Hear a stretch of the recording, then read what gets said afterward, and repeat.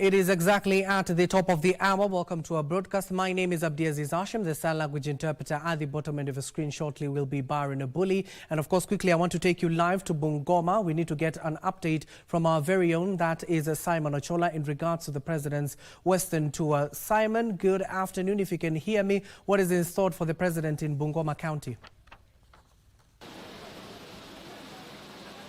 Well, thank you very much, Hashim Abdi. Indeed, we are in Bungoma County, but just to bring you up to speed of exactly what has been happening today is that President William Ruto began his tour of the fifth day of his Western region working tour in Busia County. And the first place he went was the EPZ, the aggregated economic zone that is in Busia County. And of course, just to check exactly the status update of that particular aggregated economic zone. And then, of course, thereafter, he had a small function at Nambale for last mile connectivity before moving to Alupe area that is in Teso, where he is actually still having activities there before he flies to where we are here, that is in Webuye East. And what will be happening here, Hashim, is the continuation of last mile connectivity. And just to bring you up to speed of exactly what we'll be doing here is that we are in Bungoma County, and last mile connectivity, the president is expected to actually launch that project today. That is the phase 4 of that project that seeks to have many Kenyans connected to the national grid. And of course, we know what power can do once it's actually connected to households across the country. And in this particular county, the president is, the government is actually looking forward to actually having around 14, just getting the numbers right, 2,814 people, households connected to the national grid. Of course, a continuation of what has been happening. He is expected to land not far away from where we are, just a kilometer away. And from there, of course, he'll be coming here to launch the second project. But also just to let you know, Hashim, is that the president has actually been moving around this region since Sunday, when he went to Cheptais for a church service. And then on Monday, he was in Mumias, that is in Kakamega County, for that historic bonus give out to farmers. And then, of course, on Tuesday he had that cabinet meeting, and of course other activities, including that last mile connectivity, is still in Kakamega County.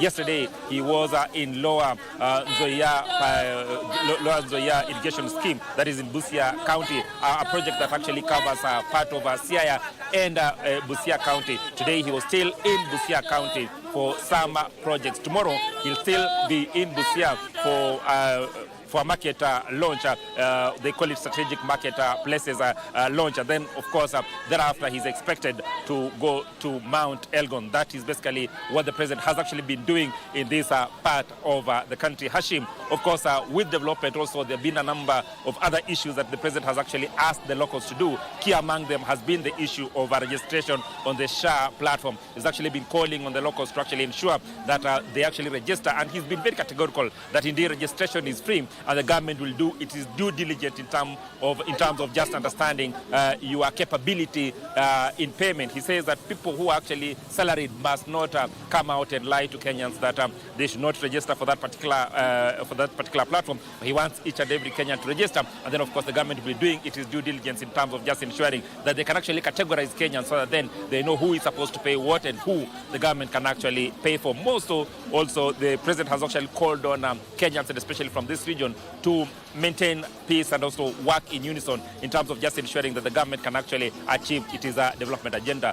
Hashim, that is basically it from this county of Bungoma. The county of course, prophets, of course, will be looking forward to listening in on what the president will be saying. Then, of course, thereafter, we'll be briefing or giving our viewers and listeners a comprehensive outlook of what the president will have done in this part of the country. Back to you, Hashim.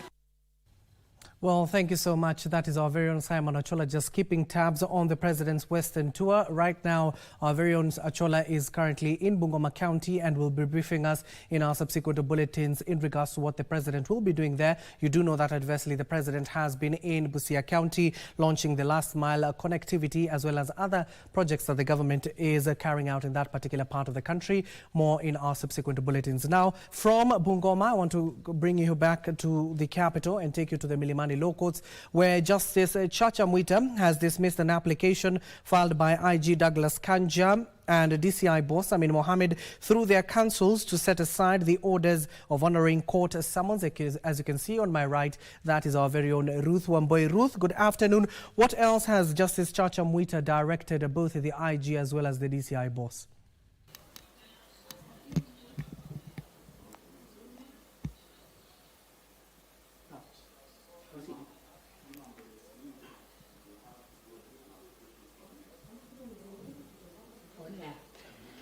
Thank you so much, studio. Thank you, Abdiaziz Hashim, back in the studio. We are coming to you live from Milimani's High Court, whereby you understand today it was the case of the IG, the Inspector General of Police, Douglas Kanja, and the head of DCI, Mohammed Amin, who are supposed to appear today in court and honor the summons. Remember, the two have been summoned on a number of occasions. The first order was issued on 8th of January this year, and it was reaffirmed last week on 13th January. The two are supposed to honor to a habeas corpus application. That is, what do I mean by habeas corpus application? This is an application that cites that the two should present the three Mulolongo missing men, dead or alive, in court. The two top-ranking bosses of police have not been able to honor those summons. They have not come to court. One of it, they have not honored the court summons that were issued by Justice Bahati Mwamuye and also Justice Chacha Mwita. And they have not also been able to present the two men, whether dead or alive, in court. So today, when the matter came up for a ruling on an application that had been made last week by their counsel, senior counsel Paul Nyamodi, that they should be given an opportunity that they were condemned and heard, the court has ruled that it is not persuaded by the application that was made by their counsel that they did not receive court documents that required them to appear in court. So the judge, Justice Chacha Mwita, has issued direction that the two should appear in court next week and also honor the habeas corpus application of presenting the two men in court. Remember, their counsel, Paul Nyamodi, also tried to persuade the court to set aside those orders, but the court has not been pleased by the application, and it cited that it cannot set aside the orders. The orders still remain in force. The counsel also tried to say that next week the Inspector General of Police, Douglas Kanja, might flow out of the country for official duties, but the court has dismissed all that, and that it has said that next week on 30th January, the two bosses of police should appear in court. So as we speak right now, it's a wait and see situation for next week to see if the two will honor the court summons and appear physically in court, just like we saw the last year when the acting Inspector General of Police, Gilbert Masengeli, who also skipped court summons on several occasions, but finally he appeared in court. So next week is the big day that we are supposed to see whether the two bosses will honor the court summons and appear, because if they don't appear next week, the court has said that it's going to issue its wrath. Remember, the wrath of the wrath that can be issued by a court is either in terms of fines or jailment, like the way the acting Inspector General, the former acting Inspector General of Police, Gilbert Masengeli, was to be sentenced for 6 months imprisonment. And on that occasion, he was not given a fine. So next week, we are here, we'll be set to see whether the two bosses will appear in court. Back to you, Abdiaziz Hashim, to continue with the rest of the bulletin. Well, thank you so much. That is our court reporter, Ruth Wamboi, just informing us that IG Kanja as well as the DCI boss, Amin Mohammed, were in no-show today before Justice Chacha Mwita, and they have been ordered that exactly on the 30th of January, that is next week, to appear before the courts, of course, or else face the full force of the law. Now, to the Ministry of Health, where the Ministry of Health has confirmed 5 more cases of Mpox this week, bringing the total number of confirmed cases in the country to 36. Principal Secretary for Public Health and Professional Standards, Mary Mudhoni, says the disease has now spread into 12 counties, with Kericho and Taita Taveta recording the latest cases. System to quickly identify any potential cases, and this includes close monitoring of travelers, especially those coming from counties where there is an active outbreak, and the provision of timely information of healthcare providers and the general public across the country. We are looking ahead as a ministry, and we are not going to stop on issues awareness. The ministry is also actively preparing for all scenarios, including the possible emergence of more cases. Now, further field post-deployment training for the 3rd contingent of the Kenya police officers in Haiti has commenced as the force seeks to enhance their readiness and effectiveness in addressing local security challenges. Now, Superintendent Charles Otieno, the Director of Training at the Multinational Security Support, says the in-theatre training is a vital flow up to the pre-deployment training. Post-deployment training for the 3rd contingent of the Kenyan police officers deployed to Haiti has commenced in Port-au-Prince. Director of Training at the Multinational Security Support, Superintendent Charles Otieno, says the training will enhance their readiness and effectiveness in addressing local security challenges. Back at home, we majorly deal with banditry and terrorism. But when we come to this Caribbean area, it has a major challenge of threats of gangs. So you must bring them to the dynamics of the local security challenges, the local security threats. So basically the trainings which we have here is just orientation kind of training to help them address the threats that they have. The tactical component of the training focuses on equipping officers with essential operational skills. These include weapon handling, effective use of equipment, tactical combat casualty care, first aid using HFX-induced kits, and surveillance techniques employing tools such as drone and night vision goggles to address complex security environment. The challenge we have here is something which is doable, although it's tough, but we are also tough and we are equal to the task, and we are seeing light at the end of the tunnel. Soon you will realize that it is done and accomplished the way it was to be. We have pre-deployment curriculum that is they're being taken through before they join, and we have in-mission curriculum. In-mission curriculum, like the team that came from Kenya, as we are talking right now, they've been taken through the human rights issues. They've been trained by the ICRC. They are going to be trained on issue about weapon handling. They are going to be trained on driving. They are going to be trained on other things that will now help them to navigate and understand the terrain where they're going to operate. And all those, we have put measures in place. And as we are talking right now, the new teams are being undertaken through all those curriculums, so that by the end of the day, within the next 2 to 3 weeks, they are ready for the mission to be deployed. Post-training evaluations are conducted to measure the effectiveness of the sessions and ensure that they achieve the desired objectives. It is not that they are not acquainted. It is not that they are not acquainted with this firearm. It's just to refresh so that they may be able to use this firearm effectively against the enemies and safely well among us ourselves. We'll be taking through all our officers through all newly acquired firearms so that they may be able to discharge their duties accordingly. This continuous feedback loop, according to the officers, enables multinational security support to refine its training approach and maintain high standards of readiness and professionalism among its personnel. I'm a medic. And since we came on Saturday, the stay has been good. So right now we've been doing some orientation and also training on TCCC, and it has been good. So we've been catching up and being told what to expect, and we are looking forward to it and very much excited for what lies ahead. For Lunchtime News, I'm Gladys Mongai. Let's come back into the country where the Principal Secretary in the State Department of Gender and Affirmative Action, Anne Wangombe, says the government has committed to end femicide and gender-based violence in the country.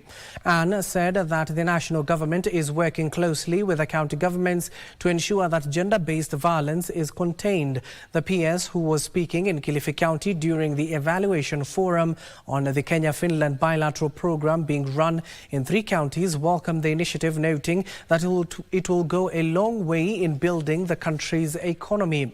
The head of cooperation at a Finland embassy, Anu Alarantala, who attended, said cases of gender-based violence are worrying and that part of the program is to establish capacity building that will help tame the vice.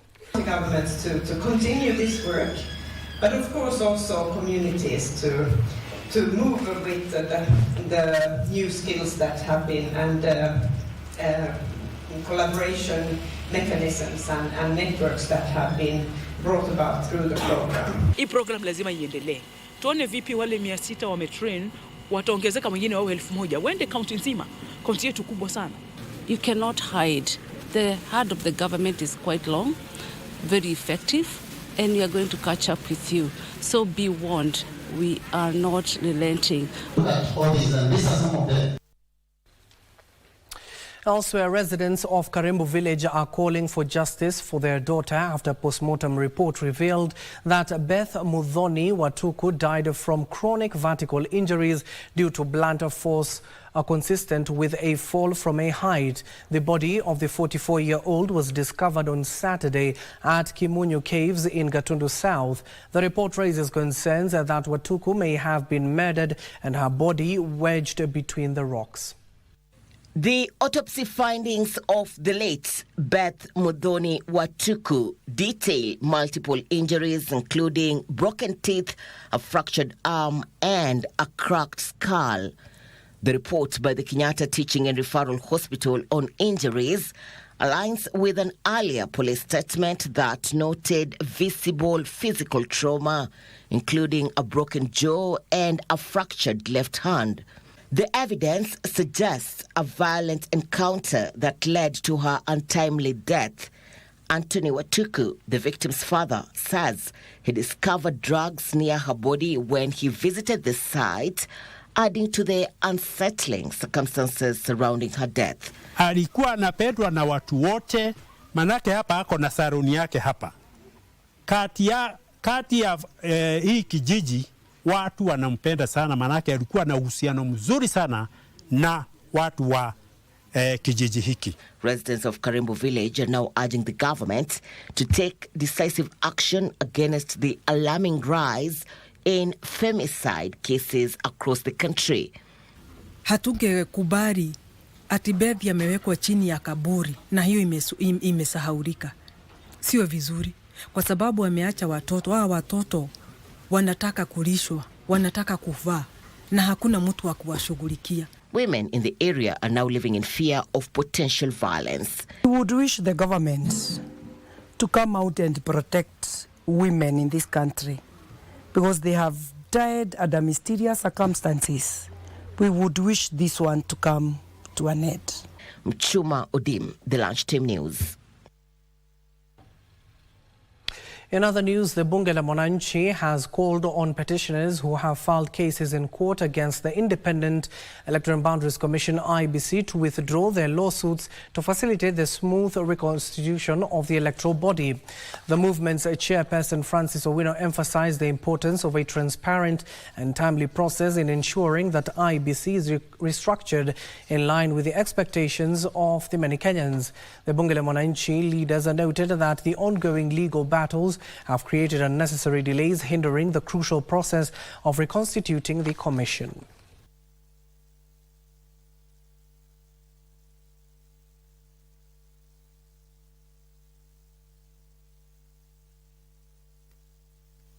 walikuja na idea, wakasema tunataka serikali ndio imanage resources zetu. So the government was made to take care of the people. The government was never made to make people loot from the other people. Tulisikia mwenzetu Kalonzo Musyoka akisema yeye ndio opposition. Ukienda pale Milimani Court, unapata kesi ya Kalonzo Musyoka ndio imekataza kuwa na ABC. Na sisi wote tunajua kama wanabunge, kama tungekuwa na ABC, wazee wote tungekuwa tumewapeleka nyumbani na hiyo. Residents at the East African Portland Cement have decried high prices offered to them after the completion of land valuation conducted by the Kenya Commercial Bank KCB. Residents claim the prices offered are a great exaggeration, yet they have been contributed to the development of the area after living in the parcel for over a decade. A number of them fear they will lose their properties with the prices being offered. The residents noted that a part of the Portland parcel sold to them initially by the company was fairly priced. They are now calling for multi-stakeholder negotiations meant to settle on agreeable terms for all. Already tunajua price ya shamba. Kwa hivyo sisi hatukajakatana tukataki shamba ya bure. We are ready to pay. Kwa nini wasiende wachukue ile shamba yao wako nayo watu divide in the number of acreage? Kama shamba ni 6.8 billion, watu divide with 2,000 acres, tutaweza kulipa na utapata eka itakuja 700, 500 na tutawalipa hata kesho asubuhi. And you see normally in a sale, it's a willing buyer, willing seller. And therefore, actually currently we are not dealing with squatters. We are past a stage of squatters. All people you seeing around express interest in buying the parcel that they are occupying by paying the regularizations amount. We need to have a system that is working for all Kenyans, both vulnerable and non-vulnerable. And here, seemingly, is that KCB have come up to eliminate people who are not able to pay this money, because this is a strategy to eliminate squatters.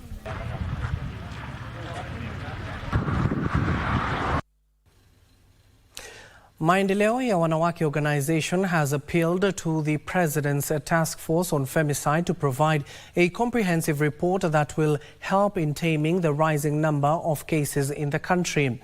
The organization's national chairperson, Rahab Mwiu, has also lauded President William Ruto's broad-based government and appealed to the head of state to consider more women in future government appointments. The 42-member task force on GBV and femicide was appointed by President William Ruto and is led by former Deputy Chief Justice Nancy Baraza.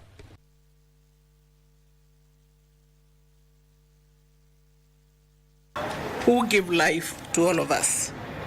Who is going to save the women? How low have we gone and how long can this continue? Is it a crime? Is it a cult? Or what is it? We are out to seek answers.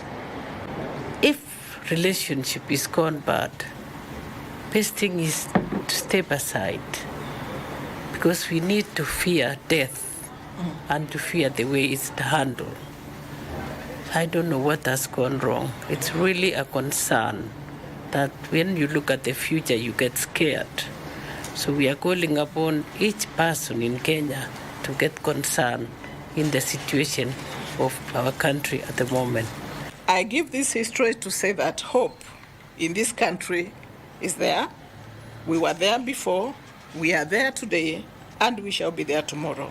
And therefore, there is no need for panic, fear. Conclusion, as a nation, we must come together. 4 families from Gitiburi village in Mbere North constituency, Embu County, have been left homeless after their houses were allegedly demolished on the wee hours of Wednesday morning by a private developer claiming to have bought the land from their deceased father.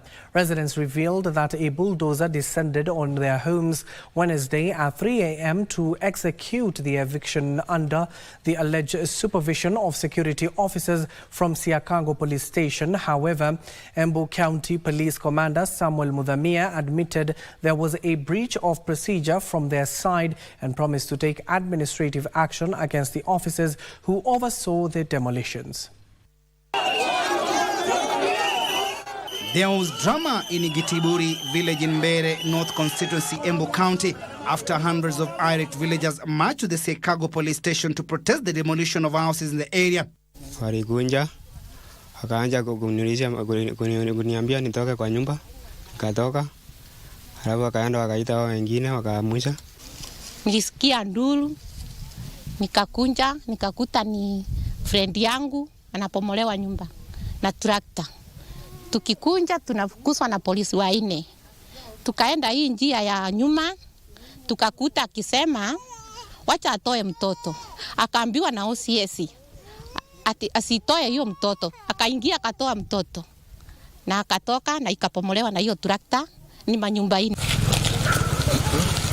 Led by area lawmaker Geoffrey Ruku, the residents are demanding answers over the controversial early morning evictions that has left 4 families homeless. We have a procedure on the procedure to follow in terms of evictions. Yes. A procedure which was not followed. Yes. And a procedure which the police service has negated. And it's a senior police officer who has negated that. A chief inspector of police, that is a senior inspector, a senior police officer. They also demanded the immediate removal of officers from the station and prosecution as they condemned how the eviction was carried out without following due process. By today, we don't want the OCS of this station. All the police officers who were in that homestead.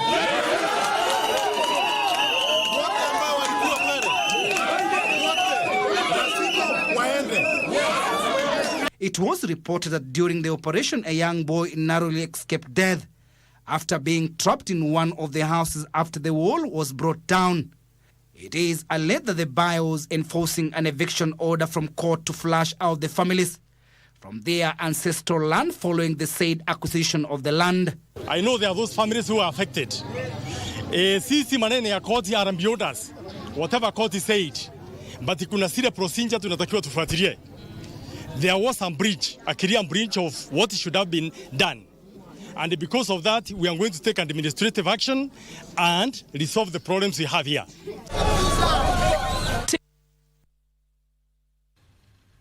It is 28 minutes past the hour. That story done by Timothy Kipnusu takes us to a first commercial break on KBC's Lunchtime News. Don't go too far. We still have more in regards to business as well as sports.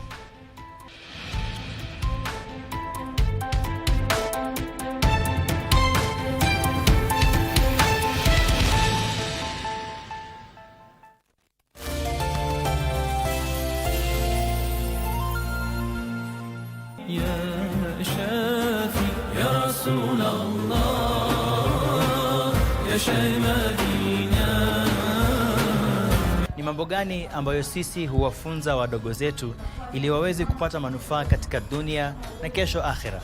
Ni maneno yenye kupandana, maneno yenye kuzidi, maneno ya ziada. Ni neno moja lakini ina uwingi wake, ina faida mingi ndani yake.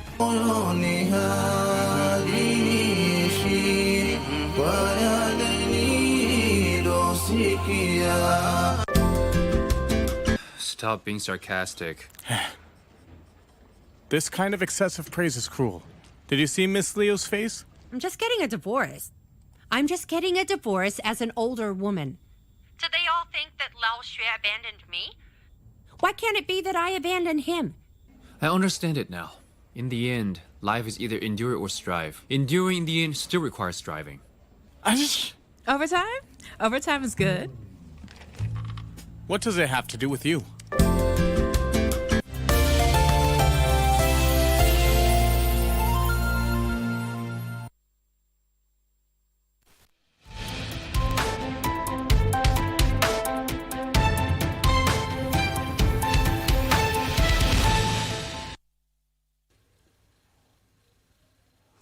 Welcome back and thank you for staying with us. Now, Nyandarua Governor Moses Kiarie Badilisha has urged the national government to consider allocating funding towards the completion of the JM Complex Hospital. Governor Badilisha revealed that the county government has already invested nearly 1 billion shillings in the facility, with a total cost projected to exceed 1.5 billion shillings. He noted that the complex will elevate healthcare capacity by providing Nyandarua with a level 6 hospital. Once complete, the 5-story complex will have a 500-bed capacity with a 144-bed mother and a child unit, an additional intensive care unit ICU with 12 fully equipped beds and 3 operating theatres, among other facilities. Na kazi ile sasa imebaki ndio kazi ngumu ya kuweka medical gases, mechanical works, mambo ya theaters na mambo kama haya, na tunatarajia ya kwamba katika muda ujao tutaanza kutumia hospitali hii tukipata ufadhili. Tunataka tu kuomba serikali kuu, kwa sababu ya ahadi ambao walitupatia ya milioni 500. A section of Coast elders have called for political tolerance in the country, saying that rising political temperatures will impact service delivery. The elders, drawn from the Coast Restoration Council of Eminent Elders, said that the current political situation in the country might disorient the government from fulfilling its pledges to the citizenry. The elders further urged leaders in the country to shun tribal politics, which they noted will hamper developments in most parts of the country. The group said the current administration is focused on implementing policies and projects across the country devoid of their political inclinations. Wakati siasa bado ni mwaka 2027, 2027, hatujafika 2027 sisi. Kwa nini tulete joto ili tukoseshwe zile service? Yani yale mambo ambazo zile ahadi zilitolewa ziwe watu washindwe kuzitekeleza kwa hoja ya kwamba hili fujo ambalo linaendeshwa. Kwa hivyo sisi tunalani hawa ambao wanataka kuleta ukabila katika kila jambo.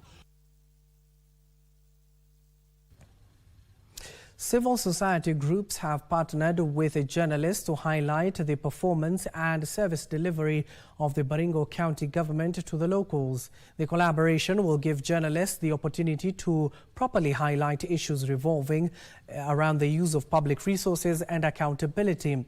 Baringo County was listed among the counties with low absorption of money set aside for development in the 2023-2024 financial year.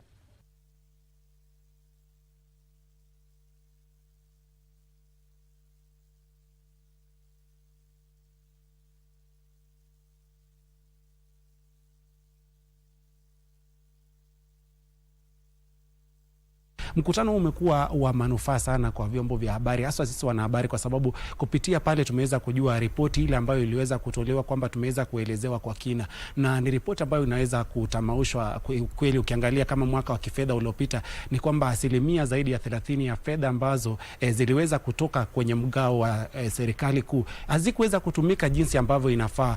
Why do we have undocumented expenditures? You see, questions would rise. Do we have staff that are not qualified for the same? Do we have things that are happening behind the scenes that shouldn't be happening?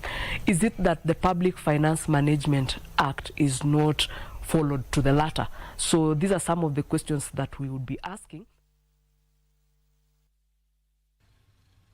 Now, hundreds of youthful artisans in various trades have been accredited by the National Construction Authority (NCA), empowering them to be considered for public works engagement. Presiding over the accreditation ceremony at Nduru High School in South Mugirango constituency, after a brief orientation, Kisii Women Rep Doris Aburi decried the suffering of artisans they underwent after completing their courses. She observed despite the training, the artisans could not land government jobs for lack of a certificate from NCA.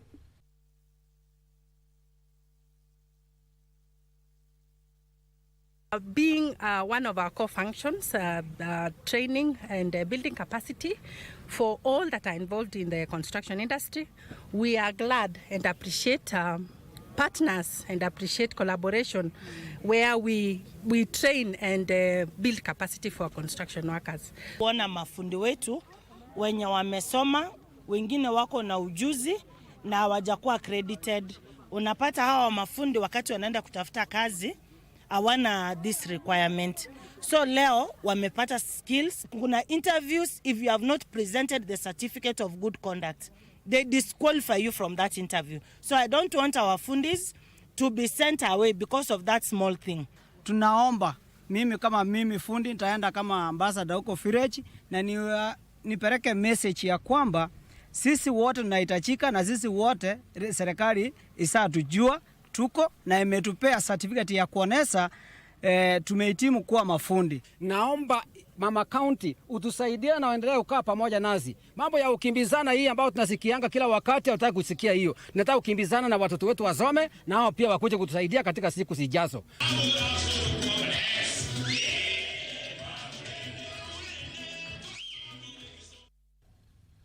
Stakeholders in the health sector are pushing for a collaborative approach in dealing with the spread of zoonotic diseases.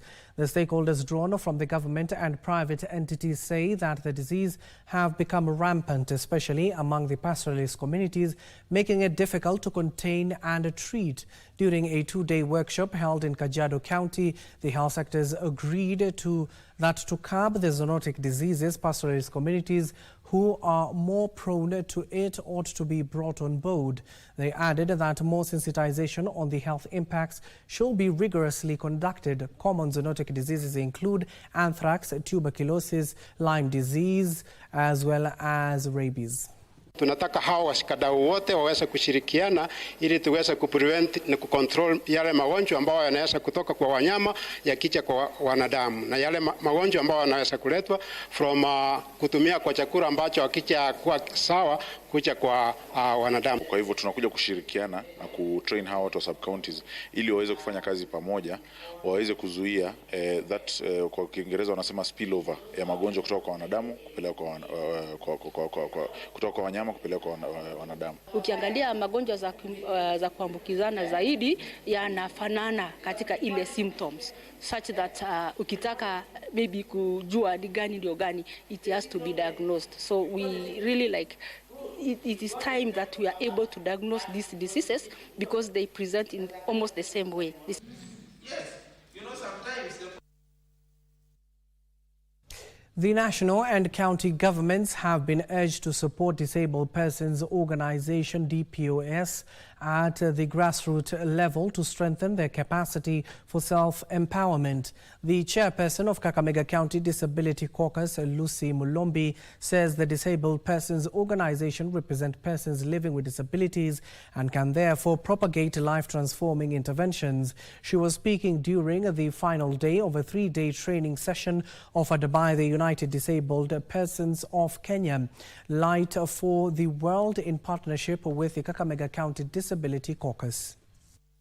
Njia moja ya kuinua mashirika ya walemavu OPDs na walemavu wenyewe ni njia moja ambayo inatakikana serikali na pia washikadau wengine mbalimbali kutilia maanani sana. Kwa sababu OPDs hao ndio wale ambao viongozi wa walemavu, wao ndio wanajua mahali walemavu wapo na pia wao ndio wanaweza jua zile interventions ambazo tunaweza tukaweka ili kubadilisha maisha ya walemavu. Serikali ya kaunti inafaa ijikaze na ijikakamue kusaidia walemavu kujaribu kupunguza ile suffering ambayo wanapitia.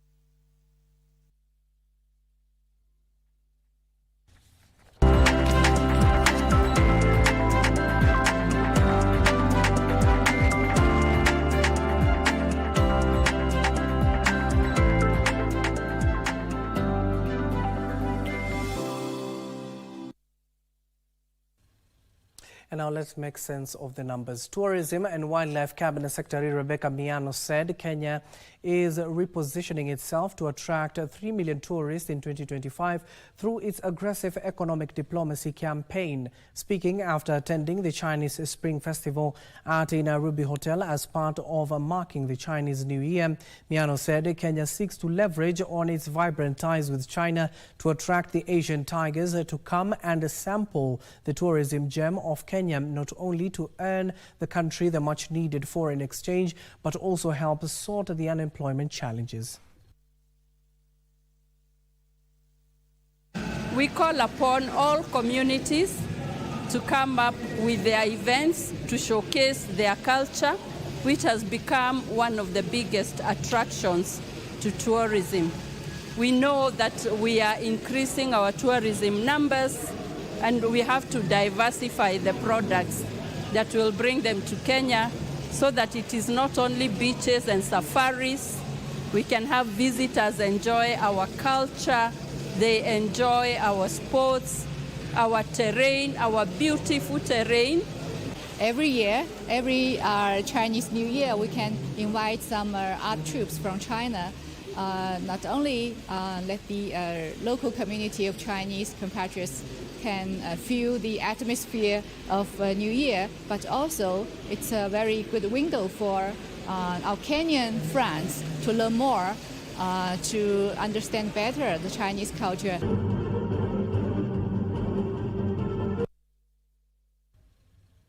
There is need to formalize women businesses through training and technical assistance to make them bankable. This is according to the British High Commission Agriculture, Food and Drink Attaché for Africa, Rebecca Schneider, underscored the need to support women involved in export businesses to scale up their operations, invest in new markets and compete internationally. Kenya is among African nations that have a 5 trillion shillings women startups financing gap. International Trade Center is collaborating with Absa Bank Kenya to launch the Access to Finance Accelerator program that seeks to train and finance women entrepreneurs in the export business. We think about the future of Kenya, we think about women, because women are so critical to not just employment, they're important to poverty reduction, and they're most importantly really critical for economic growth. Many women continue to face considerable barriers in accessing finance and markets necessary to expand their businesses across the globe. The program seeks to equip women with skills needed to create bank-ready business. Of the Access to Finance Accelerator program, a remarkable initiative designed to bridge the gap between women entrepreneurs and the critical resources they need to grow and thrive. This partnership is a testament to our dedication to creating inclusive growth opportunities, enabling women to take their enterprises beyond local boundaries and into the global market.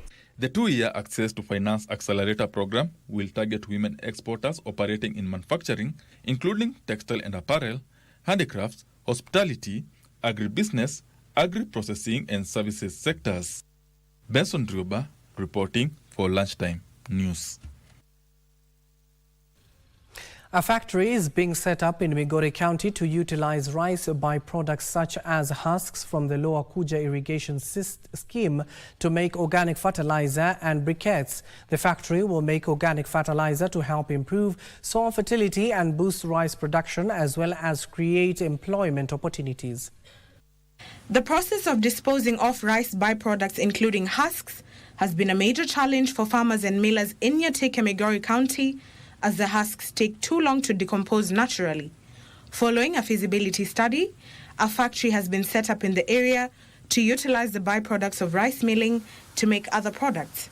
That husk can be used for high-value product, which is basically making fertilizer, through a process of making biochar, then making fertilizer, so that they can be able to help our farmers be able to have access to organic fertilizer that will then make sure that the soil health in this community is proper. The use of rice byproducts is expected to supplement income for farmers in the Nyanza and Western Kenya region. This is something that we have seen in other areas, and we are happy to replicate the same in this area. This farming of rice will promote us a lot. And this one we have realized. Even of late, we received a lot of money, over 10 million, from the Kenya National Trading Corporation. Nduta Mokami for Lunchtime News. And now internationally, Samsung Electronics has launched the Galaxy S25 series that are powered by Qualcomm's chips and Google's artificial intelligence. The launch of the Galaxy S25 series that have a custom chip and boosted AI features comes after a year in which Samsung smartphone shipments have come under pressure from Chinese brands in iPhones. Here are the details of this and other stories making headlines across the globe. The Samsung Galaxy S25 uses Gemini offered by Alphabet's Google as its default AI engine and features Samsung's upgraded in-house voice assistant.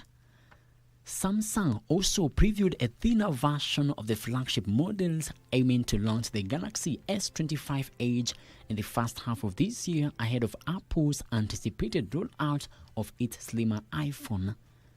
Samsung Electronics used Qualcomm's Snapdragon 8 Elite mobile platform for the entire Galaxy S25 lineup, ditching its mobile chip Exynos, a major change of strategy for a company that previously used both to have more bargaining power with suppliers. The company kept the prices of its Galaxy S25 series, comprising the Galaxy S25, Galaxy S25 Plus, and Galaxy S25 Ultra unchanged at between $799 and $1,299. Meanwhile, Hyundai Motor is in talks with General Motors to supply commercial electric vehicles to its US peer, as it expects sales growth to halve this year due to softening demand. The South Korean automaker said discussion with General Motors involves various areas of cooperation, including joint parts purchasing and a tie-up in passenger vehicles. The talks come as global automakers brace for policy uncertainty in the U.S. that threatens to dampen demand after U.S. President Donald Trump said he could impose a 25% import tariff on Canada and Mexico from March this year. Finally, China has announced plans to channel hundreds of billions of yuan of investment from state-owned insurers into shares as part of the government's latest efforts to support a struggling stock market. The new measures, spanning higher investments by insurers and mutual funds, lower fees, and other corporate reform initiatives, are also the latest in a slew of steps authorities have taken since last September to revive the stock market with limited success. Frederick Mwoki for Lunchtime News.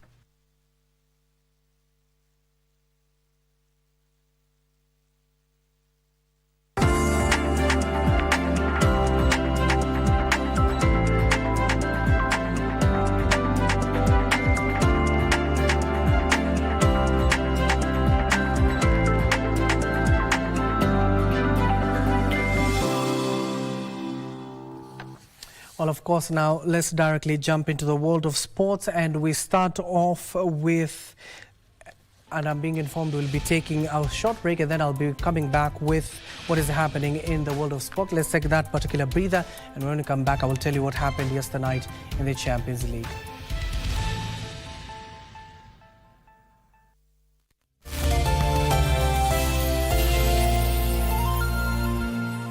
Step up with DSTV and we'll show up by giving you more incredible entertainment. It's game time. Upgrade your subscription between the 13th of January and the 31st of March and get an even higher package for a whole month on us. I nominate myself. If you're on Access, step up to Family and we'll step you up to Compact. Hakuna kitu feel better than putting a little bit in but getting a lot out. Step up and we'll step you up. Dial *423# or download my DSTV app to upgrade today.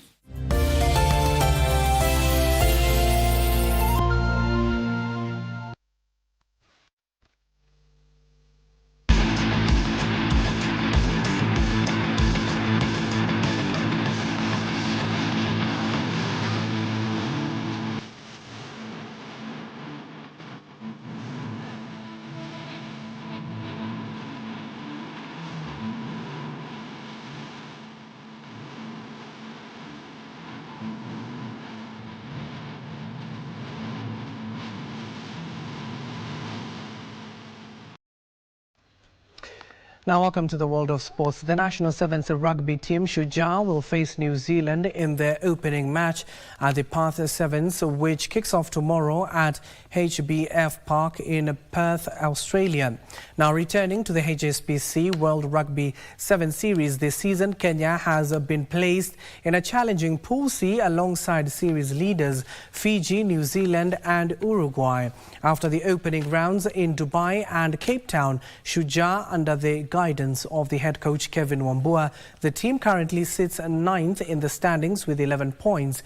The team's World Series campaign began in Dubai, where they finished 10th, but they showed marked improvement in Cape Town by reaching the Cup qualifiers. Wambua has made 2 important changes to the squad, bringing back experienced players Vincent Onyala and Brian Tanga, both of whom return from injury and add valuable leadership to the team. Through the tackle in Kenya, is that the Turner right foot step, Turner too strong, straight off the set piece, and a couple of players are slipped. This is way. I'll just start from a kickoff, and again you give him a little bit of space and he'll take all of it, but he is so quick. We saw him last week do the exact same thing. Here comes. Now to some good news here. Third-placed Arsenal are virtually through the last 16 of the UEFA Champions League after they secured a 3-0 win against Dynamo Zagreb at the Emirates Stadium last night, as Manchester City face elimination after PSG beat them 4-2 at the Parc des Princes Stadium in a night drama. England midfielder Declan Rice helped the Gunners start.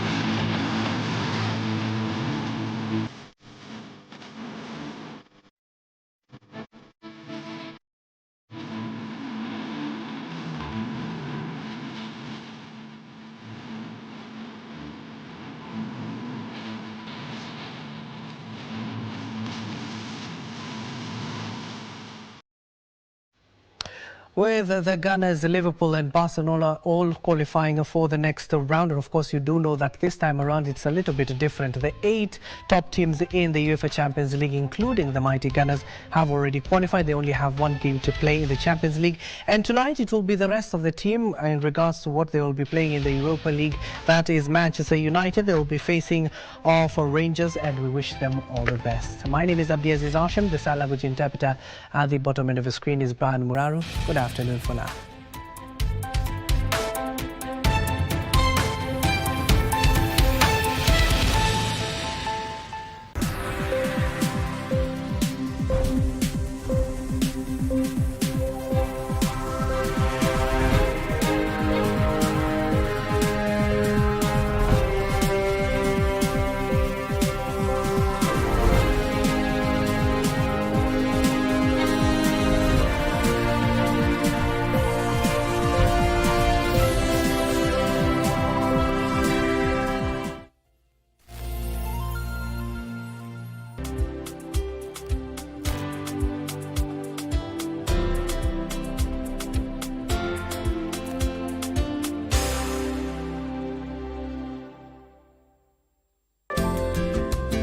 Stop being sarcastic. This kind of excessive praise is cruel. Did you see Miss Leo's face? I'm just getting a divorce. I'm just getting a divorce as an older woman. Do they all think that Lao Xue abandoned me? Why can't it be that I abandoned him? I understand it now. In the end, life is either endure or strive. Enduring in the end still requires striving. Overtime? Overtime is good. What does it have to do with you?